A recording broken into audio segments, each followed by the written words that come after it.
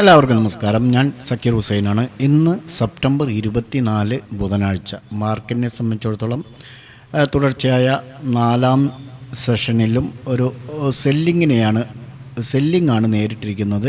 ഈ അടുത്ത കാലത്ത് ഉണ്ടായ, അതായത് ഇപ്പോൾ 1 ഡേ ടൈം ഫ്രെയിമിലേക്ക് മാറ്റുകയാണെങ്കിൽ ഈ സമീപകാലത്തെ ഒരു പീക്ക് 24,405 നിന്ന് 25,448 എന്നുള്ള ഈ ഒരു ലെവലിലേക്ക് ഏകദേശം 38.2% ഫെബനോച്ചി പൂർത്തിയാക്കി.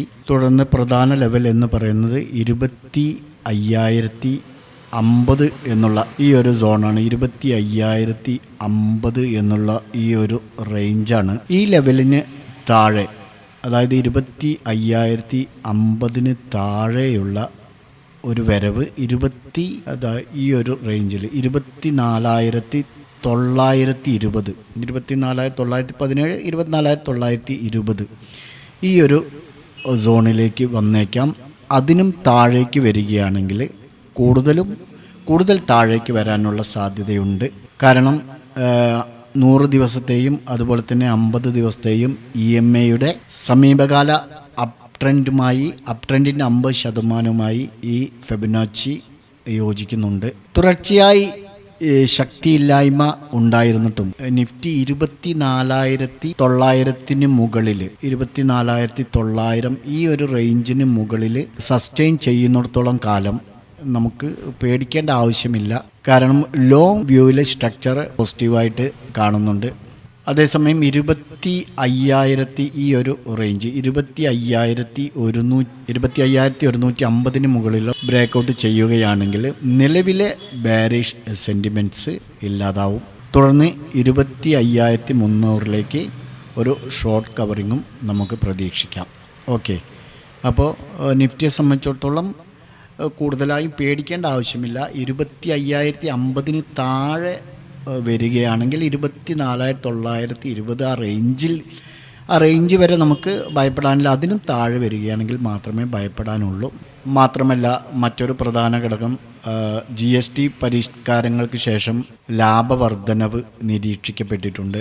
കാരണം നിക്ഷേപകർ മൂല്യനിർണ്ണയങ്ങളും അതേപോലെ തന്നെ സെക്കൻഡ് ക്വാർട്ടറിലെ വരുമാന പ്രതീക്ഷകളും പുനഃക്രമീകരിക്കുകയാണ്. അതുപോലെ തന്നെ H1B ഫീസ് വർധനവ് കാരണം IT സ്റ്റോക്കുകൾ മോശം പ്രകടനമാണ് കാഴ്ചവെക്കുന്നത്. നിലവിലുള്ള വ്യാപാര ചർച്ചകളും ശക്തമല്ലാത്ത ആഗോള സൂചനകളും കാരണം US ഓഹരികളിൽ നിക്ഷേപകർ ജാഗ്രതയോടെ നോക്കുകയാണ്. ഇന്ത്യയെ സംബന്ധിച്ചിടത്തോളം താരതമ്യേന ഉയർന്ന മൂല്യനിർണ്ണയവും അതുപോലെ തന്നെ വരുമാന വളർച്ചയിലെ കുറവും ഇയേഴ്സിൻ്റെ ഒരു ചെറിയ പോക്കിന് കാരണമായിട്ടുണ്ട്. എന്നിരുന്നാലും ഘടനാപരമായ പരിഷ്കാരങ്ങളും അതുപോലെ തന്നെ ആഭ്യന്തര വളർച്ചയുടെ വഴികളും അടിസ്ഥാനമായി പോസിറ്റീവ് സെൻറ്റിമെൻറ്റ്സിനെ നിലനിർത്തുന്നുണ്ട്. ഇപ്പോൾ നിലവിലുള്ള ചെറിയ ഈ ഒരു തിരിച്ചടികൾ കാലക്രമേണ, അതായത് കുറച്ച് ദിവസങ്ങൾക്കുള്ളിൽ തന്നെ കുറയാനും സാധ്യതയുണ്ട്. ഇന്ന് നിഫ്റ്റിയെ സംബന്ധിച്ചിടത്തോളം 112 പോയിൻ്റ് നെഗറ്റീവിലാണ് ക്ലോസ് ചെയ്തിരിക്കുന്നത്, 25,057.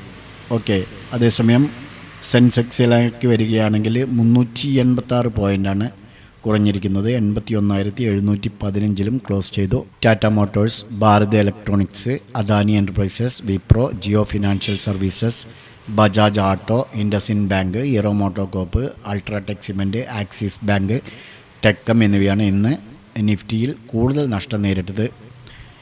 ഈ സ്റ്റോക്കുകൾ 1% മുതൽ 2.6% വരെയാണ് ഇടിഞ്ഞത്. നിഫ്റ്റി മിഡ് ക്യാപ്പും നിഫ്റ്റി സ്മോൾ ക്യാപ്പും ഏകദേശം 1/2 മുതൽ 3/4% ഇടിഞ്ഞു. സെക്ടറൽ ബേസ് നോക്കുകയാണെങ്കിൽ നിഫ്റ്റി റിയാലിറ്റി 2.5% ഇടിഞ്ഞത്. ഏറ്റവും കൂടുതൽ ഇടിവ് നേരിട്ടതും റിയാലിറ്റി തന്നെയാണ്. Nifty auto 1.15, Nifty private bank 0.8 കുറയുകയാണ് ചെയ്തിരിക്കുന്നത്. എന്നാൽ നിഫ്റ്റി FMCG മാത്രമാണ് ഇന്ന് സ്ലൈറ്റ്ലി പോസിറ്റീവിൽ, അതായത് 0.18% ക്ലോസ് ചെയ്തിരിക്കുന്നത്. അപ്പോൾ മാർക്കറ്റ് റിപ്പോർട്ടുകൾ ഇത്രയൊക്കെ ഉള്ളൂ. കൂടുതൽ മാർക്കറ്റിനെ കുറിച്ച് അറിയാനും അതുപോലെ തന്നെ മാർക്കറ്റ് ടിപ്സുകൾക്കും നിങ്ങൾക്ക് ഞങ്ങളുടെ ടെലിഗ്രാം ചാനലിൽ ജോയിൻ ചെയ്യാം. താഴെ ഡിസ്ക്രിപ്ഷനിൽ ലിങ്കുണ്ട്. ഓക്കെ, ഇപ്പോൾ നമുക്ക് ഇന്നലെ വാച്ച് ചെയ്യാൻ പറഞ്ഞ സപ്പോർട്ട് ആൻഡ് റെസിസ്റ്റൻസ് ലെവലുകളൊന്ന് നോക്കാം. നിഫ്റ്റി, ബാങ്ക് നിഫ്റ്റി മാത്രമേ ഇപ്പോൾ കൊടുക്കുന്നുള്ളൂ. കാരണം സെൻസെക്സ് കൂടെ ആകുമ്പോൾ നമുക്ക് ട്രേഡർമാർക്ക് വളരെയധികം കൺഫ്യൂഷൻ സംഭവിക്കുന്നുണ്ട്. നമുക്ക് ഇന്ന് ഓപ്പൺ ചെയ്ത് തന്നെ നമ്മുടെ സപ്പോർട്ട് ലെവലിന് തൊട്ടടുത്താണ്. അതുകൊണ്ട് തന്നെ സപ്പോർട്ട് ലെവലിൽ ഫസ്റ്റ് 15 മിനിറ്റ്സ് ക്യാൻഡിൽ തന്നെ ബ്രേക്കൗട്ട് നടത്തിയിട്ടുണ്ട്. പക്ഷേ ഇവിടെ നിന്ന് ഒരിക്കലും നമുക്ക് ട്രേഡ് ഒരു അനുവദനീയമല്ല. പക്ഷേ തിരിച്ച് ഒരു റീടെസ്റ്റ് നടത്തി വീണ്ടും താഴത്തേക്ക് വരുന്ന സമയത്ത് നമുക്ക് ഇവിടെ നിന്നും വളരെ സാധാരണമായി എൻട്രി എടുക്കുകയാണെങ്കിൽ നമുക്കൊരു 70 പോയിൻറ്റിന് മുകളിൽ ഇന്ന് പ്രോഫിറ്റ് നേടാൻ കഴിഞ്ഞിട്ടുണ്ട്. എന്നാൽ ബാങ്ക് നിഫ്റ്റിയെ സംബന്ധിച്ചിടത്തോളം സപ്പോർട്ടിനും റെസിസ്റ്റൻസിനും ഇടയിലാണ് ഇന്ന് ഓപ്പൺ ചെയ്തത്. അതിനുശേഷം റെസിസ്റ്റൻസിനെ ക്രോസ് ചെയ്തുകൊണ്ട് മുകളിലേക്ക് പോയി ആ 15 മിനിറ്റ്സ് ക്യാൻഡിൽ തന്നെ അതിനകത്ത് തന്നെയാണ് ക്ലോസ് ചെയ്തത്. പിന്നീട് തുടർന്ന് അങ്ങോട്ട് ബോട്ടം ലെവലിലേക്ക്, അതായത് സപ്പോർട്ട് ലെവലിലേക്ക് വന്നു, പക്ഷേ എത്തിയില്ല. നമുക്ക് ഇന്ന് ബാങ്ക് നിഫ്റ്റിയിൽ എൻട്രി ലഭിച്ചിട്ടില്ല. ഓക്കെ, അപ്പോൾ ഇന്നത്തെ ബാങ്ക് നിഫ്റ്റിയുടെ സപ്പോർട്ട് ആൻഡ് റെസിസ്റ്റൻസ് ലെവലുകളുടെ കണക്കുകൾ നമുക്ക് ഇങ്ങനെയൊക്കെയാണ്. നാളെ നമുക്ക് സപ്പോർട്ടായിട്ട് ഈ ഒരു ലെവൽ തന്നെ വാച്ച് ചെയ്യാം. 54,975 റെസിസ്റ്റൻസായിട്ട് നമുക്ക് ഈ ഒരു സോണിൽ നിന്ന് എൻട്രി എടുക്കാവുന്നതാണ്. 55,330. ഓക്കെ, അപ്പോൾ ബാങ്ക് നിഫ്റ്റിയിൽ ഈ ഒരു 2 ലെവലുകൾ നിങ്ങൾക്ക് നോട്ട് ചെയ്യാവുന്നതാണ്. നിഫ്റ്റിയിലേക്ക് വരുമ്പോൾ നമുക്ക് സപ്പോർട്ടായിട്ട് 25,050 25,050 താഴെ അല്പം ഒരു ക്രിട്ടിക്കൽ തന്നെയാണ്. 24,920 വരെ പോകാനുള്ള സാധ്യത ഉണ്ട് താനും ഇല്ലതാനും. പക്ഷേ അതുകൊണ്ട് തന്നെ നമുക്ക് 25,000 ലെവല് സപ്പോർട്ടായിട്ട് വാച്ച് ചെയ്യാം. 25,000. ഓക്കെ, 25,000 താഴെ വരികയാണെങ്കിൽ മാത്രം എൻട്രി എടുത്താൽ മതിയാവും. അങ്ങനെയാണെങ്കിൽ 24,920 പോവുകയാണെങ്കിൽ 80 പോയിൻറ്റോളം നമുക്ക് പ്രതീക്ഷിക്കാവുന്നതാണ്. റെസിസ്റ്റൻസായിട്ട് 25,150. അപ്പോൾ നിഫ്റ്റിയിൽ ഇങ്ങനെ വാച്ച് ചെയ്യാം. ഈ 2 ഇൻഡെക്സുകളും നിങ്ങളുടെ വാച്ച് ലിസ്റ്റിൽ ആഡ് ചെയ്ത് നാളെ ഈ സപ്പോർട്ട് ആൻഡ് റെസിസ്റ്റൻസ് ലെവലുകൾ മാർക്ക് ചെയ്യുക. ഇവ ബ്രേക്കൗട്ട് ചെയ്യുന്നുണ്ടെന്ന് നോക്കി എൻട്രി എടുത്ത് പോകാം. ഞങ്ങളുടെ വീഡിയോ എഡ്യൂക്കേഷൻ പർപ്പസിന് വേണ്ടി മാത്രമാണ്. നാളെ നല്ലൊരു പ്രോഫിറ്റബിലിറ്റി ആവട്ടെ എന്ന് ആശംസിച്ചുകൊണ്ട് നിർത്തുന്നു. ബൈ.